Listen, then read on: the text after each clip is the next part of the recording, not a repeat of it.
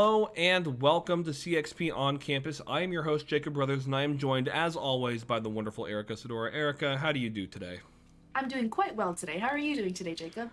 I'm doing better because my water is out and now my water is back, but something that is also back is this week of On Campus. Coming to your eye holes and your ear holes, we're going to be talking about Dreamhack and CRL, then we're going to talk about some CLOL, and we're going to talk about some college COD. There were a lot of esports that went down this weekend, and we're going to tell you all about it. So don't you go anywhere. Here we go. Greetings, wonderful friends. We are still here, and we are here to talk about Dreamhack. We were just there for 3 days, and it was honestly this incredible experience. So Erica, I'm going to throw it to you first. What were your overall impressions and your experience at Dreamhack? First, the venue was gymongous. When we walked in, I was like, I'm never going to make it out here alive. But also, my favorite thing was not only the smell of popcorn, but how hyped everyone was. We were lucky enough to see a little bit of IEM, a little bit of carball, a little bit of fighting games. But I don't know, the people there were so nice. Everyone was hyped. And what wasn't my favorite thing about Dreamhack? What about you, Jacob? Yeah, no, I can echo a lot of those things. But this was our first major live event. There was about 34,000 people there. My main takeaway on a mechanics level was that it was organized really well. I mean, there was only a ginormous stadium for CSGO, but then everything else was just right down the straight line. You could just go to CRL, walk a couple feet, go see ESL Impact, walk a couple feet, see fighting game communities, and walk just a couple more feet to see your Magic the Gathering and just to bring your own controller stuff. And then the expo had a bunch of wonderful art and a bunch of wonderful people, and there was a giant Intel booth, and there was just so much, and I don't think I have ever met more people in my entire life. I ran out of words in my vocabulary. I made so many new friends. I'm wearing my Naystar League shirt from my best friend Tom Screech. He was giving us shirts at the event, and it was honestly something really special. So, and we did talk to a lot of people, Erica. So what was your favorite interview that you did at Dreamhack? Putting me on the spot, Jacob. Let's see. Between all of the CRL interviews and the fighting game interviews we did, I would say talking with Lionblaze. That guy, he had some insight to give us. What about you? Yeah, Lionblaze, you mean the MVP of Collegiate Rocket League? My bad. If just a little hint of that, check that out right here. Like the BM early on day one, are there any teams you're expecting to sweep and any teams that you're kind of iffy for? I know we talked a little bit about EU teams, but any teams from NA? Biggest thing is probably Columbia looked pretty good.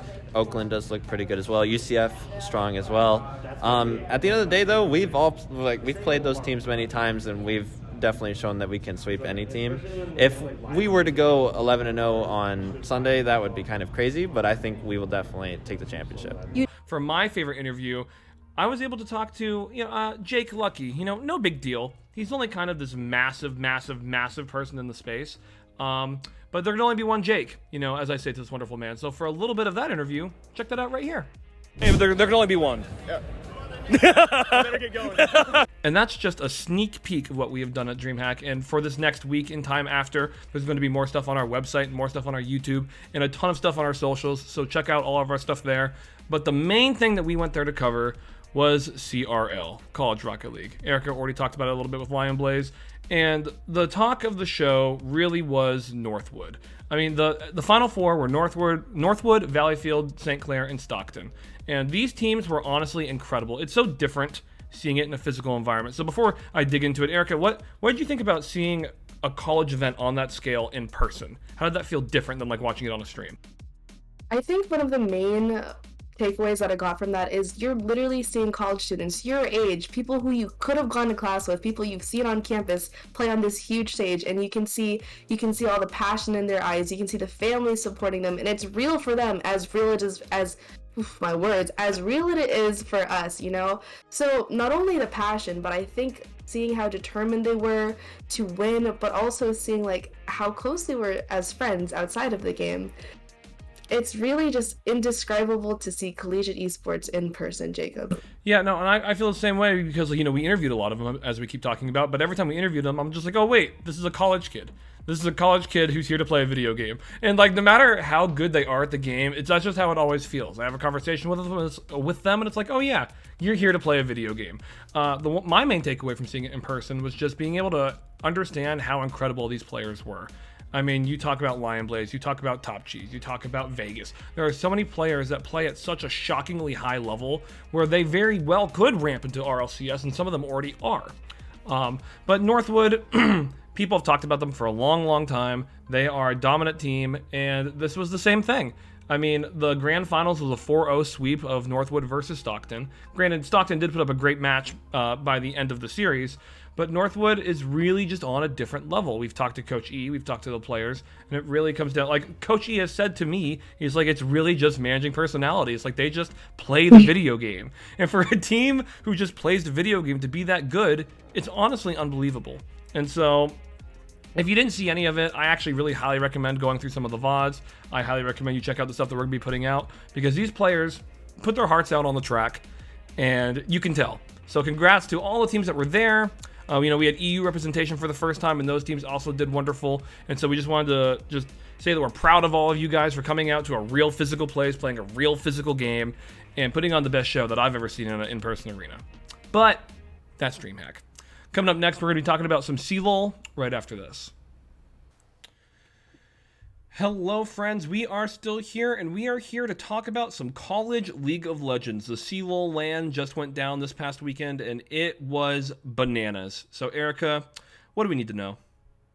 It was bananas indeed. Honestly, guys, out of 421 teams, everyone probably knows this, but congratulations to University of St. Thomas for taking home that championship. That was an amazing series. Again, 421 teams competed in this series, and only one came out. This weekend, we saw fierce teams fly to LA to compete in the top 8, and of course, we have our favorite matchups that happen, like Winthrop versus Maryville, in which Maryville took the win. Sad to me, but that game was awesome. And then Maryville goes on to play UST. And as much as I want to talk about the Converse and Bay State games, guys, the big event that happened was no one expected Bay State and UST to be the final ones, because Bay State's a goated team, UST is a goated team, but the two goats on the Rift together, it was like watching the LCS. I mean, I talk about this all the time, how these like college players are way beyond their like radar, but watching them, that was scary. And as you know, if you don't know, you will know, UST swept, like, clean 3-0, and it was probably the fastest win in CLOL history. Actually confirmed, it was. Yeah, you stole my stat. I was going to be so pumped to have a League of Legends stat. The time was 77:55 across all three games. You know, it's insane. It's insane because you're watching the Twitch stats, you're watching the casters, you're watching the game, and you don't expect a team to sweep that fast. I mean, not even Maryville has swept that fast. As much as I love Maryville, it is the truth. UST is just built different. I also want to shout out to all the teams that were not able to play on stage. If you guys didn't know, Riot did put on a last-minute restriction, a COVID restriction, which is fine, but a lot of the teams didn't get to play on stage, but regardless, they played phenomenally well. Yeah, and so obviously the talk of the show is UST, as it should be.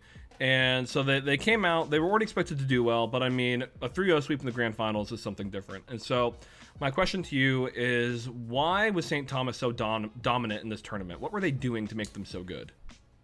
You know, typically in these questions, I would say skill gap, but there was no skill gap. A lot of these teams actually play in the amateur circuit, and it's like back-to-back practice. So what I say it boiled down to today was either UST are just Lanimals, they're just amazing in the LAN setting, or it was the draft pick, or it was just a lot of miscommunication. Again, there was no like skill disparity between any of these players. All of them played really, really, really well. It's just sometimes you have a really good draft, and then sometimes you just play better than the other team. Awesome. Whoever picks NAR wins. I know how it goes. Basically, and so the most important question is, so after this kind of a performance out of LAN, do you think St. Thomas is going to be stopped anytime soon, or are they now the king of the hill? Oh man, there's no, you know what, college land is like the Wild West, where you think everyone's on top, like you think someone's on top and then someone does better than you. It's hard to say, right? And as much as I am a UST believer now, I think a lot of the teams right now will take inspiration from UST and just get better. Like there's so much groundwork to be done, and now they have a major inspiration to look up to, so it's only a matter of time before we are crowning new champs every season. I like that. UST setting the example of how to be the best team. That's a great way to phrase that. So congrats UST, you guys deserve it. You guys absolutely crushed it, and I can't wait to see what happens with you guys next year. But coming up next, we're going to be talking about some college COD right after this. Welcome back, friends. We are still here, but I am joined by a very special friend. I am here with Mr. Sebastian Rooney, and it has been far too long, but there is some Call of Duty to talk about. And so, Sebastian, thank you so much for coming on. Thank you for having me. Of course, reunited, and it feels so good. Sure does. So college Call of Duty has come and gone, and it was the definition of sick. So walk us through exactly what happened at this awesome LAN event. Yeah, so this was the first ever CCL LAN in the home of eFuse in Columbus, Ohio, I believe. And there were 8 teams being represented. Northwood, Bay State, Ottawa, Southern Illinois, St. Edward, Westcliff, St. Clair, and Davenport. And going into this event, most people had the finals being Bay State versus Northwood in some capacity. One of these 2 teams having the advantage in the grand finals. And Ottawa was kind of like the 3rd team just because they were reigning champs and they have proved that they can win it before. So those were the top 3 teams going in. Ottawa had a rough start. They got dominated by Bay State early and sent down into the lower bracket, where they did proceed to run through it till they came across Bay State in the losers finals. So losing to the same team twice before getting bounced. Yeah, exactly. Unfortunately. I do just want to give out some credit to Southern Illinois. They had a mini Cinderella run before getting swept by Ottawa. They put on some great matches between their game with St. Clair, which was, I must say, probably the 2nd best game of the LAN, and then proceeding to sweep St. Edwards. So, props to them.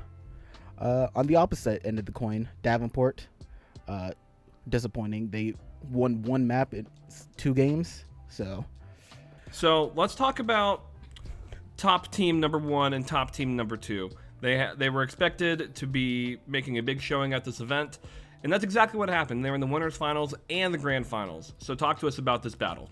Yeah, so the winners finals, Northwood ended up winning 3-1, but it was not exactly a dominant 3-1. It was very close. Many of these rounds and games came down to just Northwood being able to pull off clutch plays that would steal rounds and maps from Northwood or Bay State. And it was, watching it live, it was wild because Bay State would have the advantage like for a while, and then all of a sudden you would have one of their players flank, destroy everyone, and map is turned around. And they did that consistently, which netted them a spot with advantage into the grand finals, sending Bay State into the lower finals to have their rematch with Ottawa. But like we said earlier, Bay State kind of dunked on Ottawa twice this tournament. Yeah, that had to be a shock to team ranked number 3, who was going to be the returning champs, or they were anticipating to be the returning champs. And then you just see the gap, which we'll talk to in a little bit here, between Ottawa and Bay State. So clutchness got Northwood the advantage in the grand finals, but the grand finals turned out to be the best thing of the tournament, which it should be, but this luckily was the case. So talk to us about the grand finals. Yeah, so like you said, top 2 teams of CCL, best game of the LAN. There's really not much more I could say about this match that you shouldn't expect from the top 2 teams. It was a very back and forth battle. It came down literally to the last round of S&D, where Northwood was able to secure the win over Bay State, win CCL, and rectify the single blemish on their record this entire season, which was losing to Bay State earlier in the year, all in one fell swoop. All is well. Revenge game in the final round of an S&D on a physical stage in a grand finals. It could not have been written any better. So Sebastian, as you know, from the viewer's perspective, do you think that this tournament was the best it could have been? Watching it didn't feel big, but I don't know if that was just there wasn't like a stage. It felt, just from a viewer's perspective, it kind of looked like there wasn't like a whole like big celebration once Northwood won. But it's the first LAN. I'll give them some leeway, right, just because they've never done anything like this before. So hopefully next year we up the crowd factor more. Absolutely. And so last question, and most important questions, is the gap between the schools of Northwood and Bay State massive for the other great teams, or are there a bunch of other great teams that could still hope to compete against these 2 schools? After watching this season throughout, it's hard to say that there isn't a gap, because Northwood, Bay State, they are hands down the top 2 teams. Like, they are the only 2 teams that could rival each other.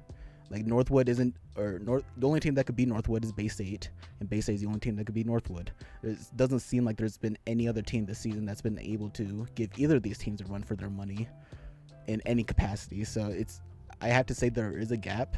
Like even Ottawa, who was the third ranked team going in, third ranked team overall, they got dunked on by Bay State twice.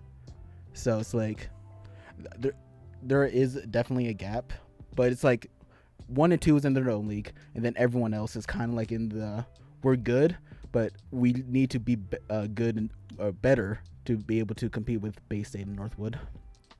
Yeah, currently the battle for third. Yeah. Sweet. Okay, well, and there you have it. Next year, maybe things change. Maybe Northwood wins. Maybe Bay State wins. Time will tell. So, Sebastian, thank you so much for coming on to talk to us about that. And that is our show.